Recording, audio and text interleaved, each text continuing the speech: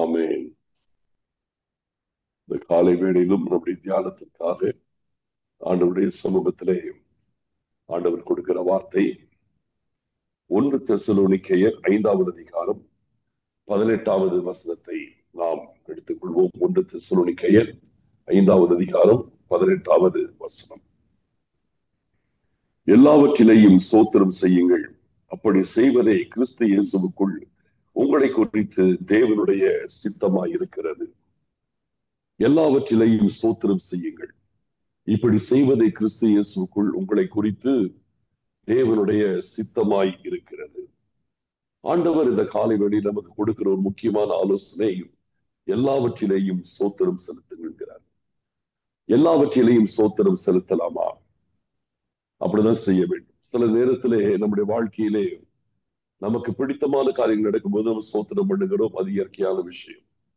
ஆனால் எல்லாவற்றிலேயும் ஸ்தோத்திரம் செய்வது என்பது எப்படிப்பட்ட ஒரு காரியம்? நல்லா கவனிக்கணும். எல்லாவற்றிலையும் ஸ்தோத்திரம் செய்வது என்பது தேவனுடைய பார்வையில் அது உகந்த காரியம். கர்த்தர் அதை நம்மிடத்தில் எதிர்பார்க்கிறார்.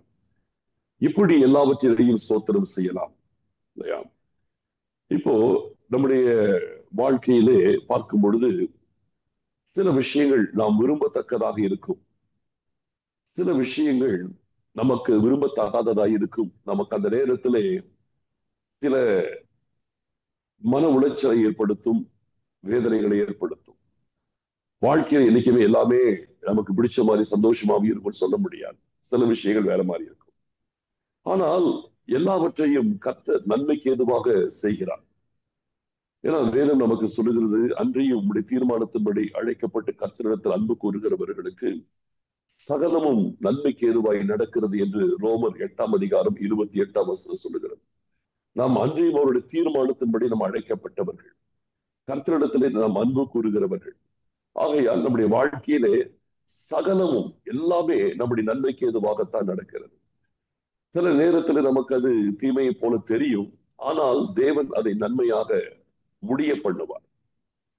அதுதான் நமக்கு நல்லது. இப்போ சில வேளையில பாருங்க, இப்போ உதாரணத்துக்கு இப்ப சொல்லும்போது எனக்கு ஒரு சின்ன ஒரு ஞாபகத்துல வர ஒரு சின்ன ஒரு சம்பவத்தை சொல்ல பாருங்க.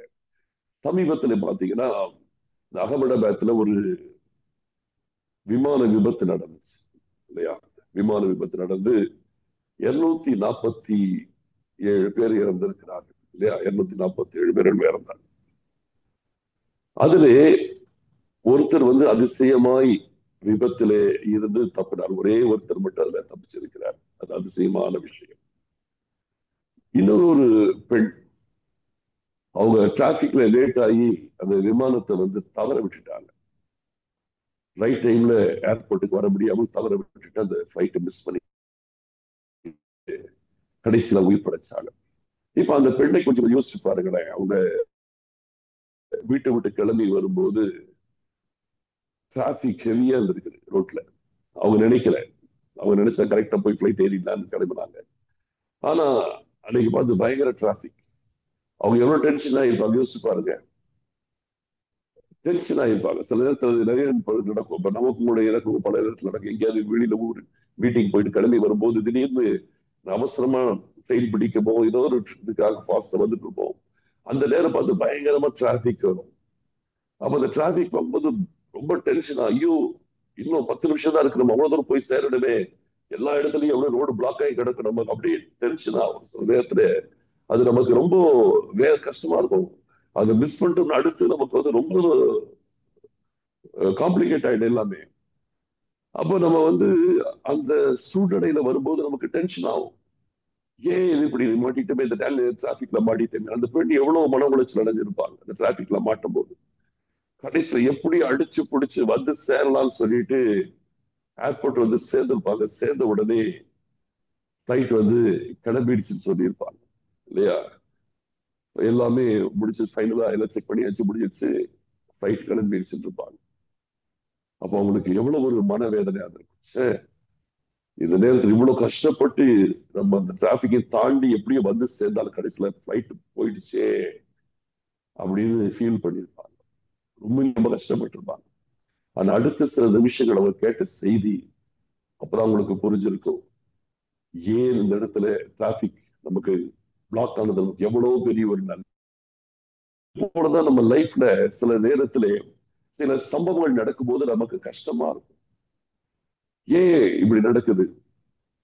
நம்ம ஒண்ணு நினைச்சிட்டு நம்ம செயல்பட்டு இருப்போம். ஆனால் அந்த காரியம் நமக்கு ஒரே மன உளைச்சலை உண்டு பண்ணும்படி சில காரியங்கள் குறுக்கே வரும். அப்படி வரும்போது அந்த சூழ்நிலையிலே நமக்கு ஒரு மனவேதனையா இருக்கும். என்ன, ஏன் இப்படி நடக்குது? சோத்திரம் பண்றதுக்கு அந்த நேரத்துல வராது. இயற்கையா சொல்ற சோத்திரம் பண்ண வராது. ஏன் இப்படி நடக்குது? ஏன் இப்படி நடந்துட்டு இருக்குது?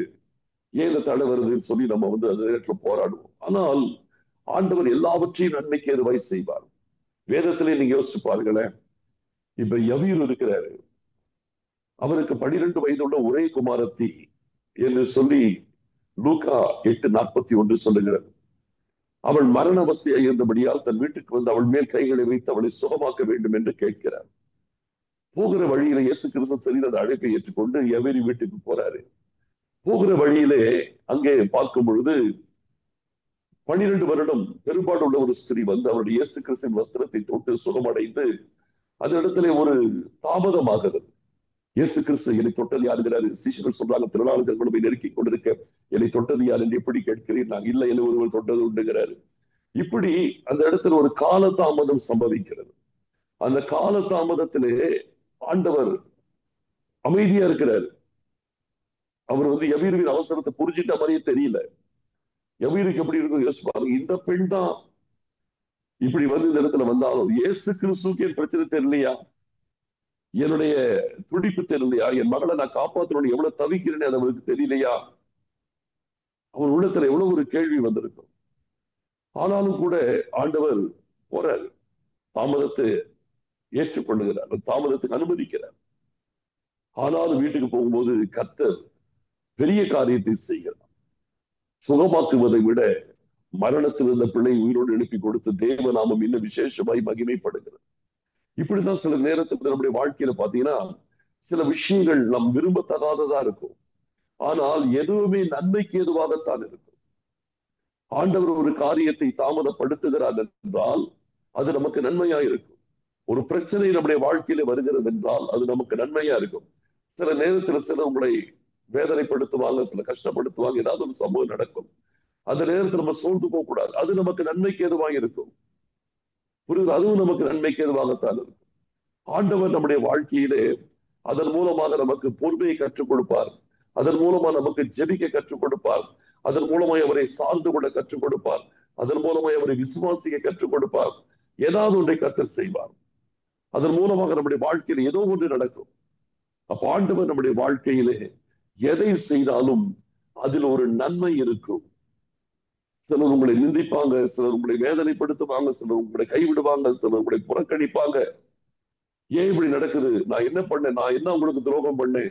ஏன் எங்கிட்ட இப்படி நடந்துக்கிறாங்க? நான் உங்களுக்கு நன்மைதானே செஞ்சேன். இப்படி நீங்க சில நேரத்தில் நினைப்பீங்க. ஆனா ஒண்ணு சொல்றேன், அந்த நபர் செய்கிற அந்த மன உளைச்சலுக்குரிய அந்த காரியம் உங்களை ஆண்டவரை மாத்திரம் சார்ந்து கொள்ள வைக்கும். உங்களை ஆண்டவரை மாத்திரமே பற்றி கொள்ள வைக்கும். உங்களை அதிகமாய் ஜெபிக்க வைக்கும். ஆண்டவரை தேட வைக்கும். ஆண்டவருக்கு உங்களை ஒப்புக் கொடுக்க வைக்கும். அப்ப அந்த சம்பவங்கள் நம்முடைய வாழ்க்கையில தீமையை போல காணப்பட்டாலும் அது நன்மையைத்தான் நமக்கு உண்டாக்குகிறதே தவிர அது தீமையாய் முடிவடைவதில்லை. அப்ப நம்முடைய வாழ்க்கையில என்னைக்குமே சொல்றேன், உங்களுக்கு பிடிச்ச மாதிரி காரியங்கள் நடந்தாலும் ஸ்தோத்திரம் பண்ணுங்க. சில நேரத்துல பிடிக்காத மாதிரி சில சம்பவங்கள் வாழ்க்கையில வந்தாலும் அதை பார்க்கிலும் அதிகமாய் கர்த்தரை ஸ்தோத்திரம் பண்ணுங்க. ஏன்னா ஆண்டவரை விசுவாசிங்க. அவர், நான் கர்த்தருடைய பிள்ளை, அவருடைய ரத்தத்தினால் பாவம் கழுவப்பட்ட நீதிமான், நான் கர்த்தருடைய பிள்ளை, எனக்கு என்றைக்குமே நன்மை மாத்திரம்தான் நடக்குமே தவிர தீமையானது என் வாழ்க்கையில ஒருபோதும் வராது. தீமையை என் வாழ்க்கையில ஒருபோதும் கர்த்தர் அனுமதிப்பதில்லை. நான் ஆண்டவருடைய ஆளுகையில் இருக்கிறேன். என் ஆண்டவருக்கு தெரியாமல் எதுவும் நடக்காது. என் ஆண்டவர் அனுமதிக்காமல் எதுவும் நடக்காது.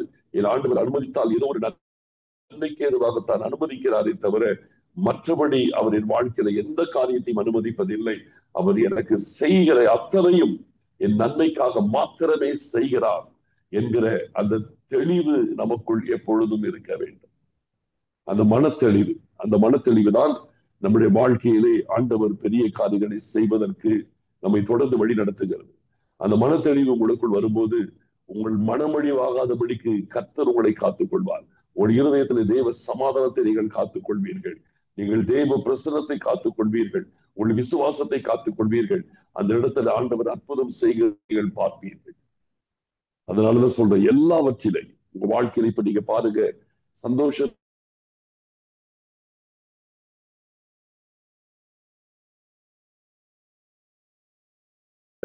இப்ப நான் ஒன்று சொல்றேன் உங்களுக்கு. உங்களை சோர்வடைய செய்கிற விஷயம் என்ன? உங்களை பலவீனப்படுத்துகிற விஷயம் என்ன? உங்களை தடுமாறப்படுகிற விஷயம் என்ன? உங்களுக்கு மன உளைச்சலை உண்டாக்கக்கூடிய காரியம் என்ன? அதெல்லாம் யோசிச்சு யோசிச்சு யோசிச்சு ஆண்டவருடைய சமூகத்திலே, ஆண்டவரே நீங்க நல்லவர், நீங்க நடத்தி வருகிற ஒவ்வொரு வழிகளுக்காக உமக்கு ஸ்தோத்திரம் என்று சொல்லுங்க. நீங்க நடத்தி வருகிற ஒவ்வொரு பாதைகளுக்காக உமக்கு ஸ்தோத்திரம் என்று சொல்லுங்க. என் வழிகளில் எல்லாம் எனக்கு நீங்க நல்லவரா இருக்கிறீங்க, அதனால் உமக்கு நான் நன்றி செலுத்துகிறேன் என்று சொல்லுங்க. கர்த்தர் அதில் பிரியப்படுவார். சத்துரு வெட்கப்பட்டு போகும். தேவ நாமம் நம்முடைய வாழ்க்கையிலே மகிமைப்படும். கர்த்தர் நம்முடைய வாழ்க்கையிலே பெரிய காரியங்களை செய்வார். இதுதான் இன்றைக்கு நம்முடைய வாழ்க்கையில கர்த்தர் எதிர்பார்க்கிறது. சோர்ந்து போகாதீங்க. கர்த்தர் நன்மையை மாத்திரமே செய்கிறார். நன்றி சொல்லிக் கொண்டே இருங்க. நடத்துகிற எல்லா பாதைகளுக்கும் நன்றி சொல்லிக்கிட்டே இருங்க. கர்த்தர் பெரிய காரியங்களை செய்கிறதை பார்ப்பீர்கள். கர்த்தரை நோக்கி பார்ப்போம். ஸ்தோத்திரம் ஆண்டவரே, எங்கள் அருமையான பரிசுத்தமுள்ள பிதாவே, தேவரீர் இந்த நல்ல காலை வேளையிலும் எங்கள் ஆண்டவராகிய கர்த்தர் எல்லாவற்றிலையும் நாங்கள் போய் சோத்தரிக்கும்படி கர்த்தர் வைத்திருக்கிறீங்க அப்பா. ஆண்டவரே, நாங்கள் சோத்தரிப்பது எங்கள் வாழ்க்கையிலே நாங்கள் சோர்வடையாதபடி எங்களை பாதுகாக்கிறது. சத்துரு எங்களை பலவீனப்படுத்த முடியாதபடி எங்களை தடுக்கிறது. ஆண்டவரே, உண்மையிலே நாங்கள் பலன் கொள்ள வைக்கிறது. அதற்காக உமக்கு ஸ்தோத்திரம். எங்கள் ஆண்டவர் எங்களுக்கு எப்பொழுதும் நல்லவர், எல்லா நேரத்திலும் நல்லவர், எல்லா சூழ்நிலைகளிலும் எங்களுக்கு நல்லவர்.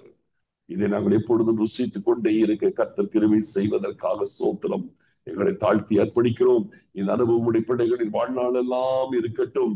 ஆசீர்வதிங்க அப்பா, காத்துக் கொள்ளுங்க, நடத்துங்க. ஸ்தோத்திரம் ஸ்தோத்திரம் ஸ்தோத்திரம் ஸ்தோத்திரம் ஸ்தோத்திரம். துதி கன மகிமை யாவற்றையும் நாங்கள் உமக்கு மாத்திரம் செலுத்துகிறோம். இயேசு கிறிஸ்துவின் மூலம் ஜெபிக்கிறோம் நல்ல பிதாவே, ஆமென். என் ஆத்துமாவே கர்த்தரை ஸ்தோத்திரி, என் முழு உள்ளமே அவருடைய பரிசுத்த நாமத்தை ஸ்தோத்திரி. என் ஆத்துமாவே கர்த்தரை ஸ்தோத்திரி, அவர் செய்த சகல உபகாரங்களை மறவாதே. ஆமென்.